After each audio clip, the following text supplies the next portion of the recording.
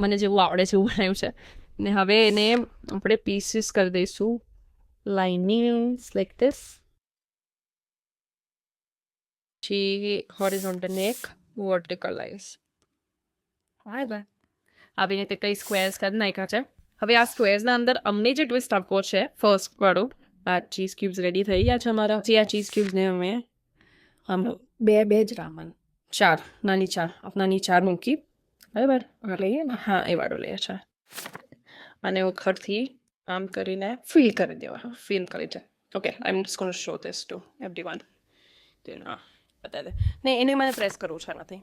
અચ્છા હા, આપણે પાસ્તા જ ન દબાવવાનું હોય ને, ક્યાંક એ હોય કે રેવિયોલી પાસ્તા હોય ને, અને ખાલી આમ કરીને પ્રેસ કરી દેવા છે. મને રેવિયોલી બહુ જ ભાવે છે, બનાવતા નથી આવડતી, પણ આજે અમે લોકડીમાં એક્સપેરિમેન્ટ કર્યું. હા, ને રેવિયોલી મેદો હોય છે, આપણી થોડી મેદો કરતાં તો સારું છે. તો આ રીતના શેપનું ચીઝવાળા અહીં કરી દઈશું. Yes ma'am. ડુંગળી બોઇલ કેમ કરશું? કેમ કે આને થતાં વાર લાગશે, ડબલ લેયર છે એટલે તમે ફટફટ આને ફિલ કરી. યસ, 4 પીસીસ મૂકીને એટલે પ્રોપર એનું સ્ક્વેર થઈ જાય. હું નામ સ્ક્વેર કરું, તું એને શેપ. Okay done. થઈ જાય. બધું ક્યુટ તો લાગે છે. ઉકળી ગયું છે પણ હું અંદર નાખી રહી. હા,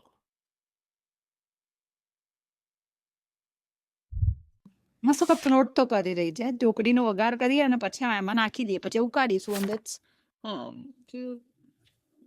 આ કેવી રીતે ખબર પડશે કે થઈ ગયું છે? લોટ થશે.